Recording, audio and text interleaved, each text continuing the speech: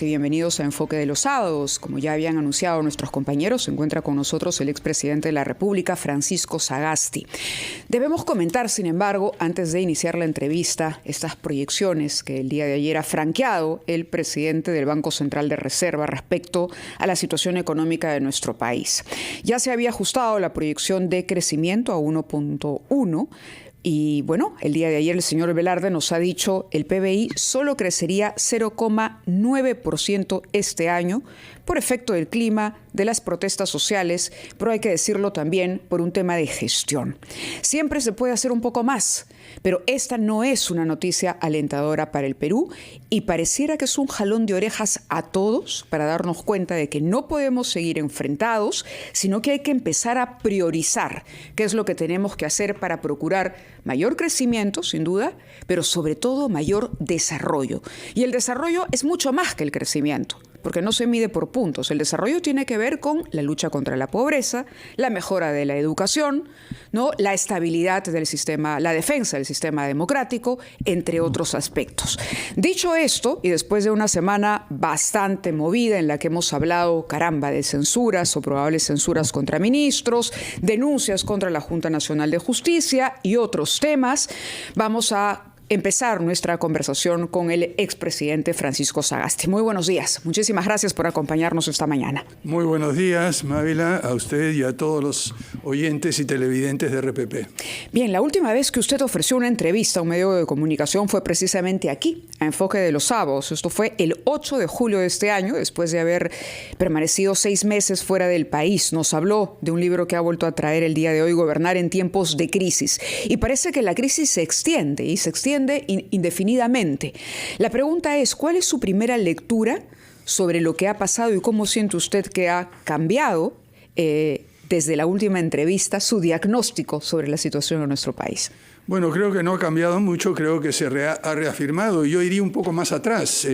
Hace un año y 4 meses escribí un artículo que se publicó en El Comercio en el cual que se decía y se hablaba sobre el deterioro institucional. Yo creo que tenemos un deterioro de las instituciones de todo tipo.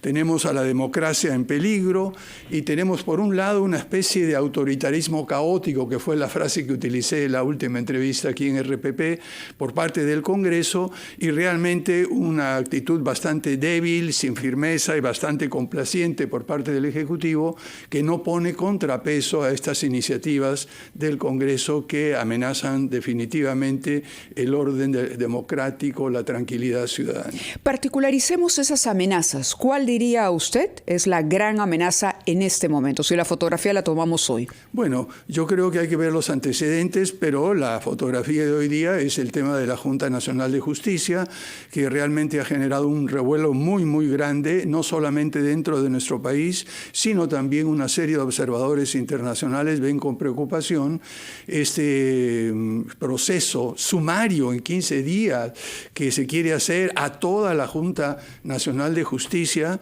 y los 5 temas que mencionan para hacerlo, para pedir esta destitución, realmente no constituyen en los ojos de la mayoría de constitucionalistas que se han visto y que han expresado la falta grave que se requeriría para hacer eso. Pero antes de eso hemos visto otros asaltos también que han sido mencionados anteriormente. Todo el tema de desvirtuar la cuestión de confianza, que ahora prácticamente, como se dijo, tendría que autodisolverse el Congreso, y la cuestión de confianza eso no tendría ningún impacto. También hemos visto el tema de limitar el referéndum que el Congreso ha pasado, en la cual ahora no se podría pedir un referéndum como estaba indicado anteriormente. Esto quiere decir de que tenemos una serie de iniciativas una tras otra, además la inhabilitación de la fiscal suprema, una fiscal suprema con algunos... La señora Zoraida Ábalos. Bueno, pero ahí con unos argumentos básicamente que cuando uno hace un análisis jurídico, yo he preguntado a muchísimos juristas, no tienen suficiente fuerza o sentido. Entonces, lo que estamos viendo es un asalto proceso que ahora ha culminado con este pedido de destitución de los miembros de la Junta Nacional de Justicia. Bueno, no es todavía un pedido de destitución. El Congreso se defiende diciendo que tiene entre sus prerrogativas la posibilidad de investigar y que investigar no es destituir, que la Constitución lo habilita y que todas las autoridades en nuestro país deben estar sometidas a una fiscalización. ¿Por qué no esperar el resultado? Bueno, totalmente de acuerdo de eso, pero ya tenemos los antecedentes anteriores que he mencionado.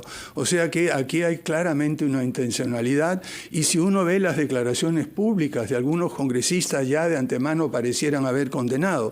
Mire, esto me recuerda y me trae a la memoria, para aquellos que quieran ir un poco en el tiempo, la actitud que tomó el defensor del pueblo, el primer defensor del pueblo, Jorge Santisteban de Noriega, cuando vimos a fines de los años 90, un intento similar al que estamos viendo ahora de copar toda la... Se está refiriendo al Tribunal Constitucional sobre la interpretación auténtica para la reelección de Alberto Fujimori.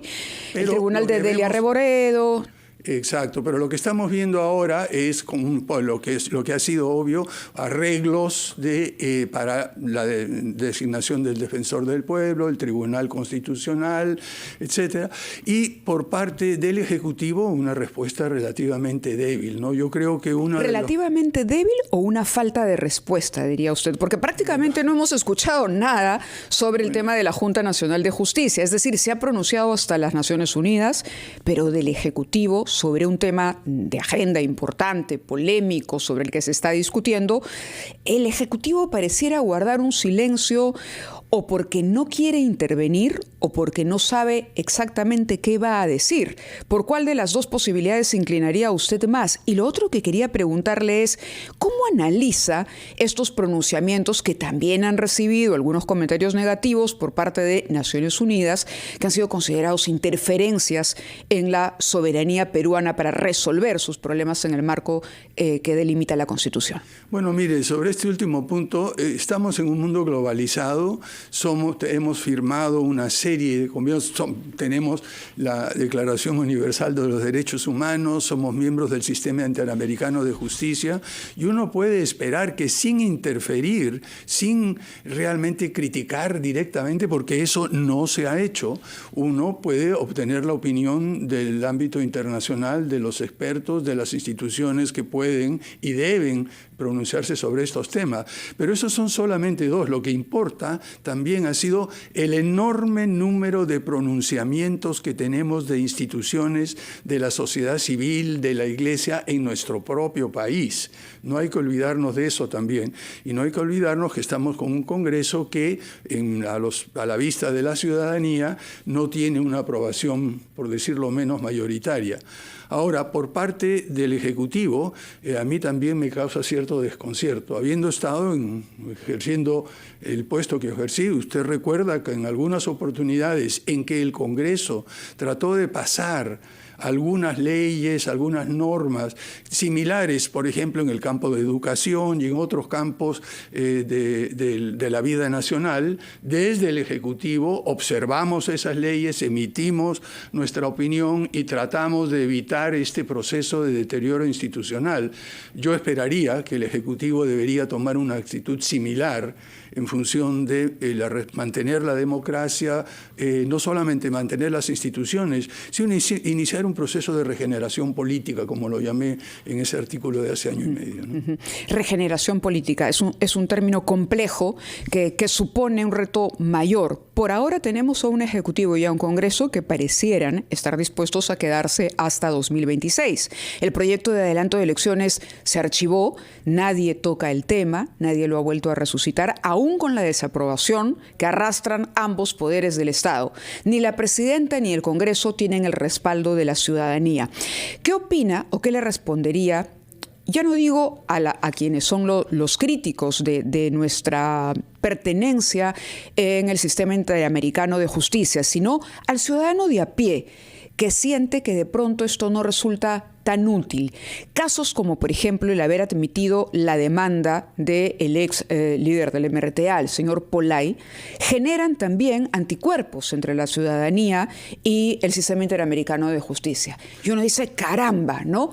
Me estoy poniendo en el otro lado para pedirle una respuesta. Me parece muy legítimo su punto de vista y lo he conversado con muchas otras personas, pero hay que remitirse a los hechos.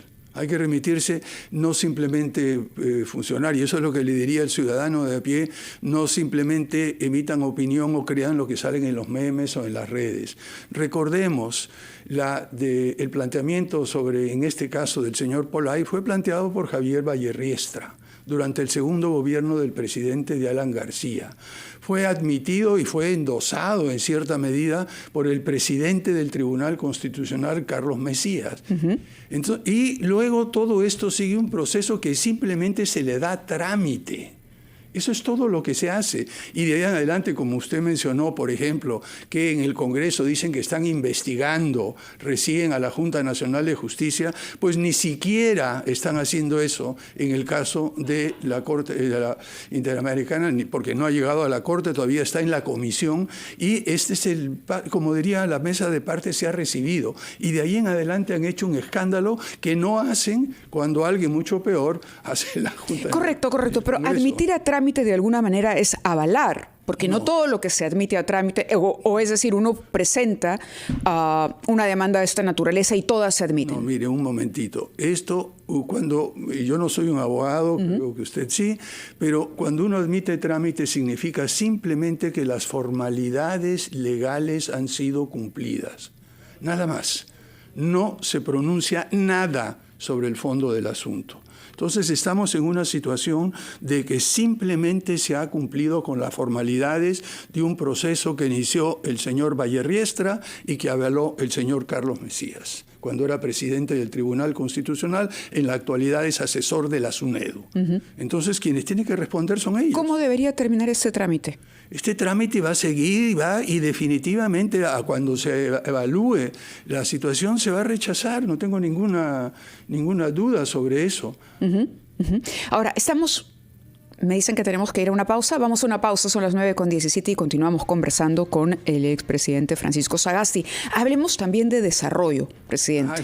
Hablemos de estas proyecciones, porque ya las cuerdas separadas parece que no están funcionando. Hasta hace algunos años decíamos, ok, piloto automático, la economía crece prácticamente sin que nos preocupemos, pero al día de hoy, caramba, con los anuncios que hemos conocido recientemente, hay que ponerse a pensar en esas famosas cuerdas separadas si no lo son tanto. Vamos a la pausa y regresamos. 9:21 de la mañana, continuamos en RPP, la voz de todo el Perú, aquí en Enfoque de los Sábados con el expresidente Francisco Sagasti. Y hacia el final del bloque anterior hablábamos del impacto que va a tener ya no solamente esta cifra de 0,9%, que es una cifra que nos congela después de haber estado los peruanos a un crecimiento bastante superior, sobre todo además este sentimiento que teníamos o compartíamos, yo no sé, seguramente muchos de ustedes coincidirán conmigo en esto, de sentir que íbamos por delante siempre en la región. Pasara lo que pasara en el Perú, crecíamos y crecíamos bien. Por lo tanto, decíamos, acá la economía va por un camino y los líos políticos van por el otro. Pero ayer, de pronto, y nos despertaron un baldazo de agua fría. Ya lo veníamos sintiendo, las primeras gotas ya habían caído y el día de ayer fue Suacatán. Vamos a crecer apenas 0,9%.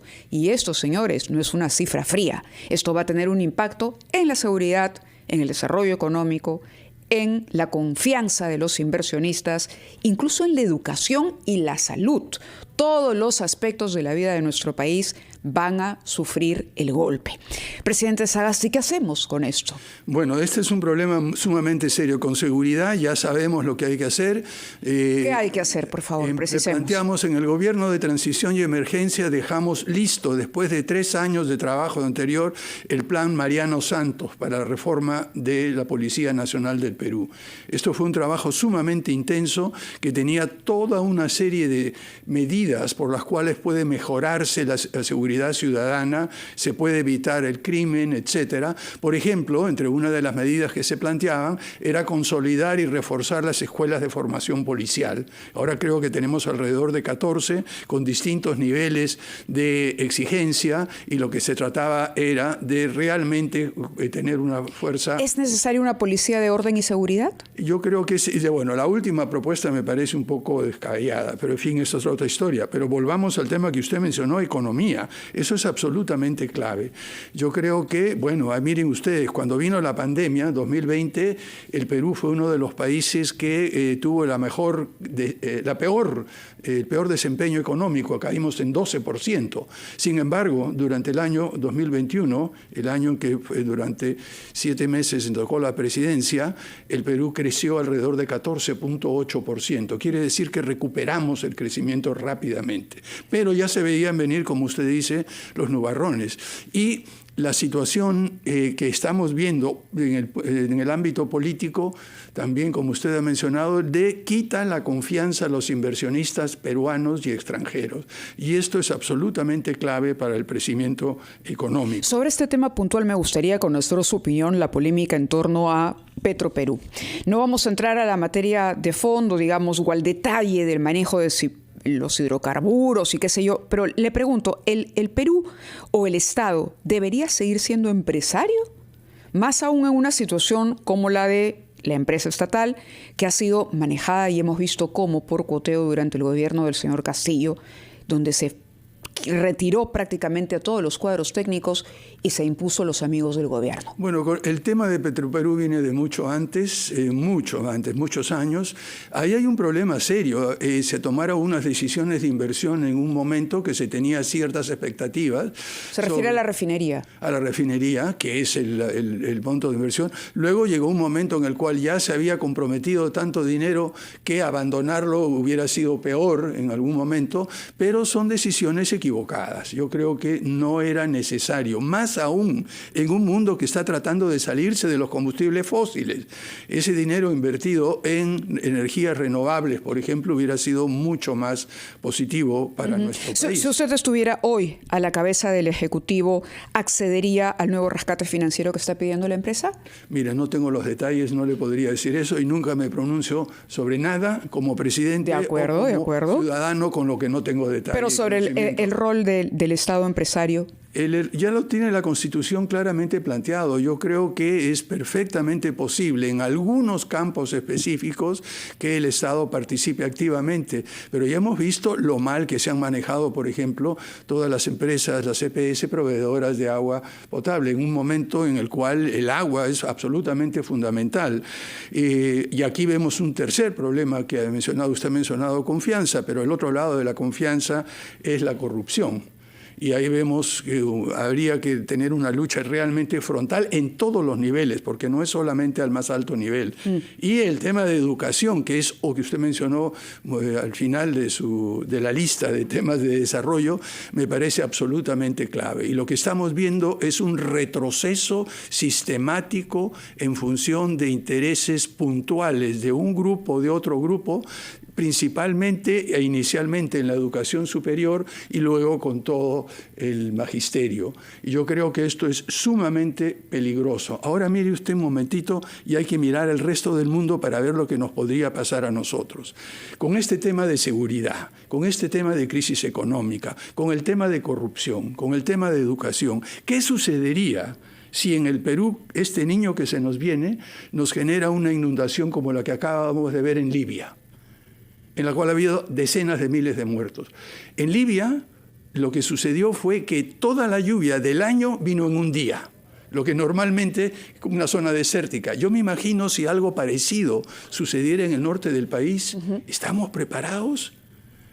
Eso es una cosa. Segundo, hemos visto el terrible terremoto en Turquía y el impacto que tuvo. Y no sabemos que el Perú está en una zona sísmica. Un terremoto de esa naturaleza, ¿estamos preparados? Y para eso necesitamos tanto un Ejecutivo como un Congreso que estén pensando no en sus pequeñas rencillas políticas, en tratar de ubicarse mejor o peor que el otro, sino básicamente pensar en el futuro del país, en el bien común, con una vocación de servicio. Y eso es lo que nos está faltando ahora, y yo creo que eso es lo que reclama la ciudadanía, que incluso va a salir a marchar hoy día en la tarde, ¿no? Sí, claro. Ahora, se habla de una crisis de partidos políticos, en efecto, se habla de que estos han sido desplazados por grupos con intereses particulares, ¿no? Que lo que hacen es repartirse, ¿no? el poder. Yo te doy este cargo, tú me das este otro, yo te doy tantas sillas en esta institución a cambio de que tú cedas en esto. Todo es una componente, esa es la percepción y es el rechazo.